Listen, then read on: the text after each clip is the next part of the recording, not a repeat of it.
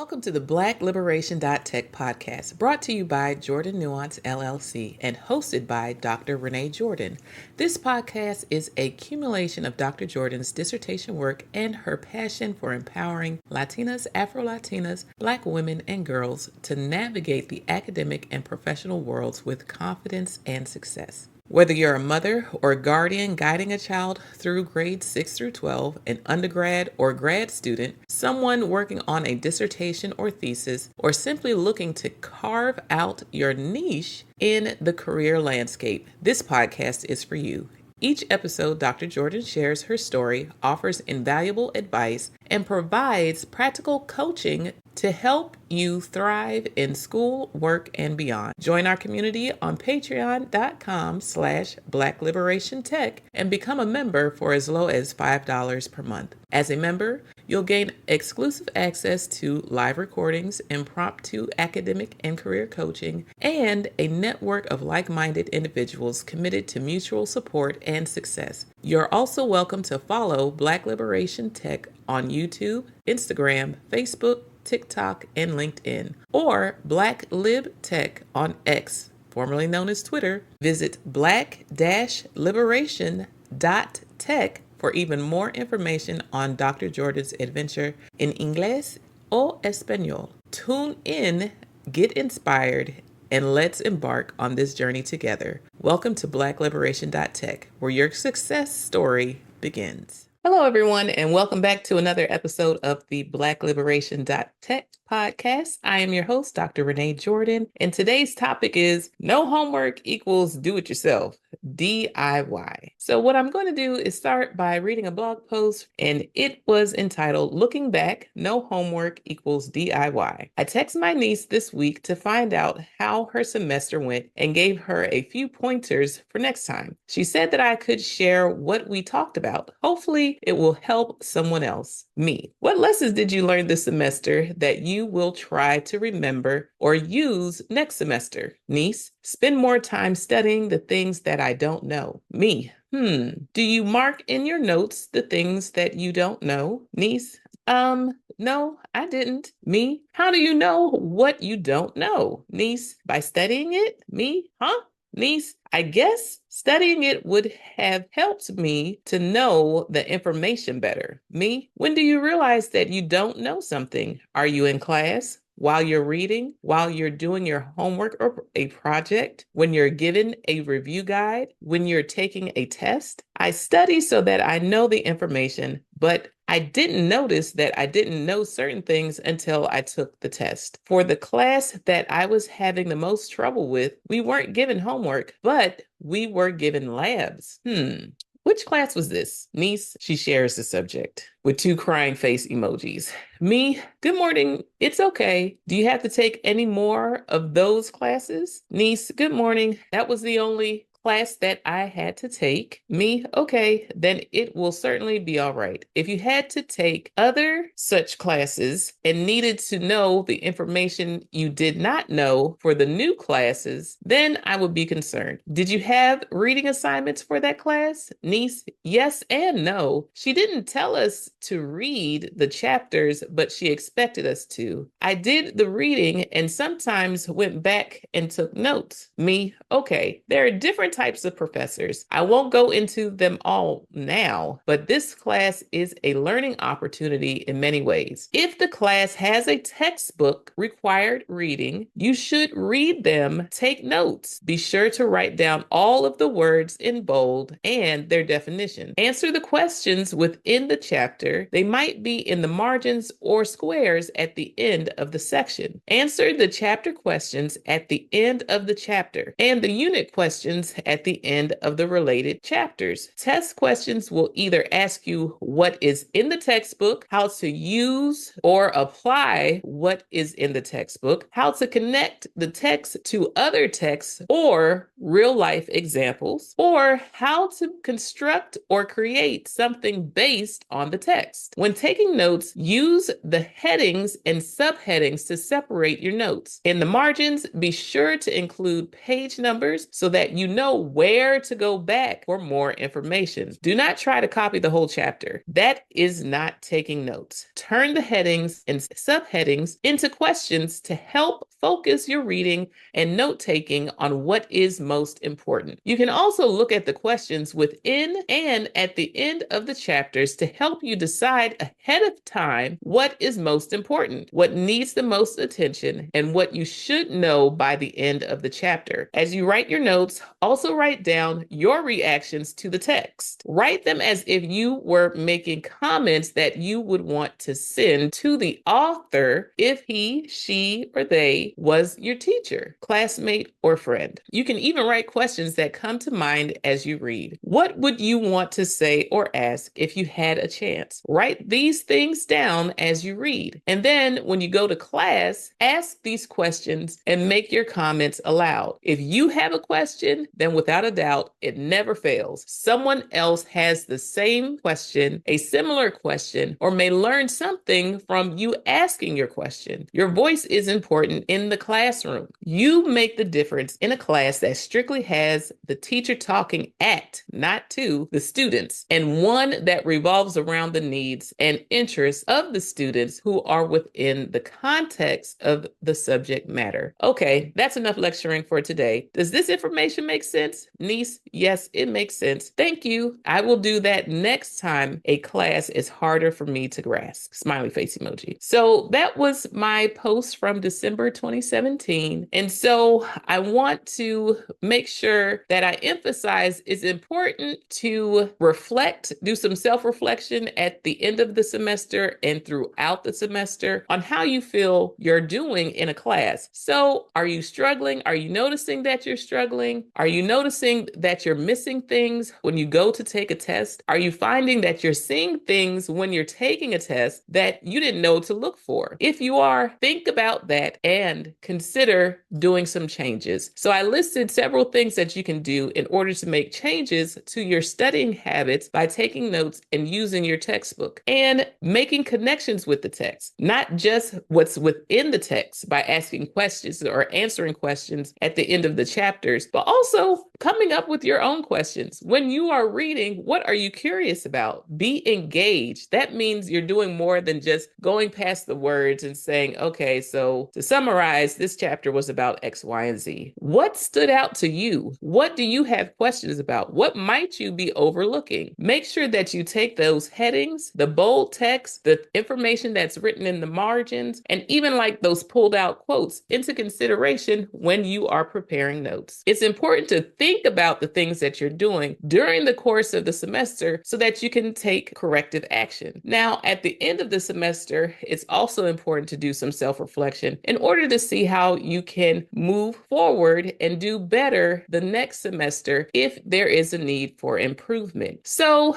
think about how you're learning, what you're doing to help yourself learn, and know that if the professor is not giving you homework, that doesn't mean that you don't have homework. That means you need to design your own homework. You need to do it yourself. So those techniques that some teachers used in high school and even middle school can help you in college. The thing is, in college, if you're not getting the homework, if you're not getting the outlines, if you're not getting the study guides from the professor, that means you have to do it yourself. Hopefully you've had experiences in life where you had to do homework, where you had to do study guides, where you had to do chapter summaries and even short essays on the information that you've read. Take those practices moving forward and apply them specifically when you have a professor who's not assigning you a whole lot of homework. The more you interact and engage with the information that you're required to learn, the more it will stick with you. Now, in addition to taking notes and creating your own homework assignments for yourself by answering those questions that are in the textbook, feel free to Google and see what are some common questions about that subject matter. Where are the study guides for that subject matter? Somebody has written a study guide for the material that you're learning. In addition to notes, take a look and see what videos are out there that help capture the information and summarize it in a way that is more accessible to you. Perhaps the person has more inflection in their voice and it allows you to pay attention. Perhaps there's someone else who's able to break down down the content that you're required to learn into smaller bite-sized pieces that are more accessible to you, more digestible, just easier for you to understand. And at the end of it all, you're able to get a big picture based upon those small pieces that they were able to break down. So once again, if you don't have homework,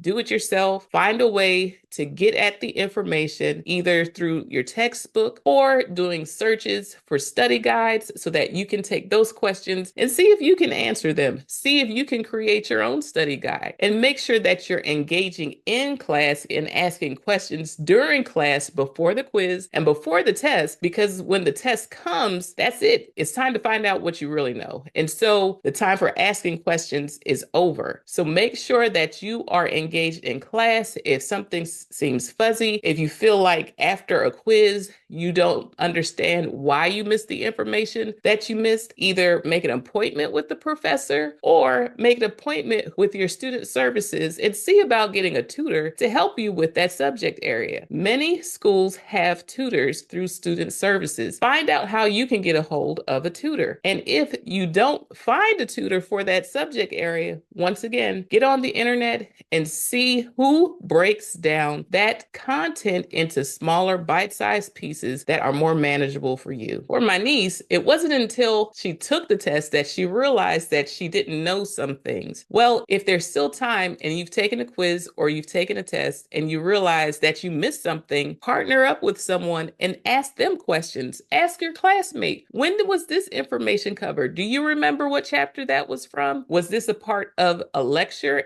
that I may not have paid attention to? Or was this part of the text? Or was this a part of some of the support reading? When I say support reading, I mean the readings that are in addition to your textbook. So your professor may assign you reading from your main textbook, but they also may assign you articles to read. And it could be that perhaps information was touched on in those supplementary articles that you missed and need to make sure that you study. But make sure that if you're finding out that you're missing something when you take a quiz or when you take a test, talk to a classmate. Find out, hey, I'm trying to do better next time. I don't know how you did, but I got these questions wrong. Do you know where they were covered? And think about, where were those things covered? Was it covered in the textbook? Was it covered in the supporting material? Was it covered during class? Or was it something that you had to go out and search for, like a project? Or was it something that your classmate learned as a result of going out and searching and finding information on their own? When you are taking notes, take a look at what you're writing. Are you simply copying down everything that's in the textbook, or are you hitting the most important things? Are you capturing things in small bite-sized pieces so that when you go back over it, it allows you to think about the total amount of information that has been covered? You can't just simply copy the book. That's not going to help you. You need to be able to create smaller pieces of information in your notes, either in bullet format or even creating diagrams. Maybe your book doesn't come with a diagram, but you need to create your own. How can you create a flow chart of the information if we're talking about processes? How can you make a diagram that shows the hierarchy of information? So let's say there's a one big picture, and then there's little pieces that are attached to that one big picture. And then there's even more smaller pieces attached to those pieces. So take a look at the information. How can you create a diagram, a chart, some kind of flow chart, some kind of infographic to help break up the information into smaller pieces that allows you to think about the information in their smaller pieces and keep in mind the big picture at the same time? Now, different professors will have different expectations for students. No two professors are alike. Some professors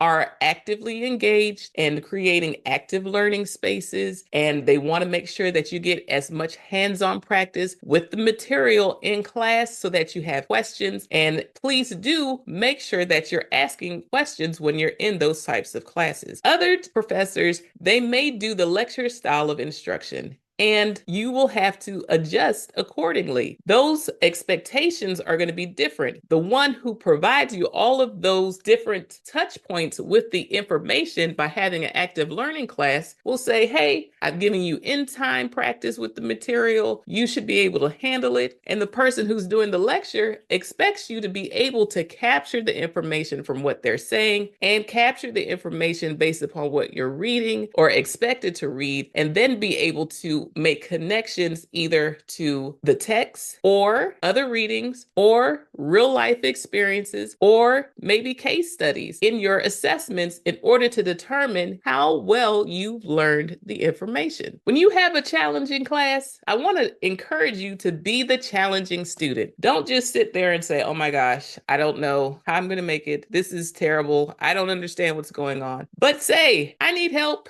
Can you please clarify X, Y, and Z? Raise your hand, get your questions in, write down your questions based upon what you read. If there's something in the reading that you're not certain about, write a question. If something is not making sense, write a question. Ask all you can. Now, if there are teaching assistants, you might want to go to the teaching assistant for that class and say, hey, these are my questions. I read the information, but these are the questions that I was left with as a result of reading the information. This is what I looked up in order to get a better understanding. Can you confirm that this person, let's say you did a YouTube search to find someone to break down the information, and you say, hey, this is the information that I got from the YouTube video that I watched. Is this information okay? Does it align with what I'm supposed to be learning in class? Because sometimes people have different perspectives or different views that may impact the information that they're presenting, and it doesn't necessarily match what you're supposed to be learning in the class in terms of the course objectives. So make sure that you compare it with someone else and say, hey, is this what I'm supposed to be getting as a result of this class? I was having trouble with the reading, and so this is where I went in order to get more help. These are the things that they said, and as a result of reading the textbook, watching these videos, these are my notes that I have taken, and they include some questions. Can you please help me? Ask for help. There is a saying that there are no dumb questions. So please ask, ask, ask. Get help because you're there to learn. And in order to learn, if you have questions, you need to get answers before you are asked, before you have to take a quiz, a test, complete a paper, or a project. When I say be the challenging student,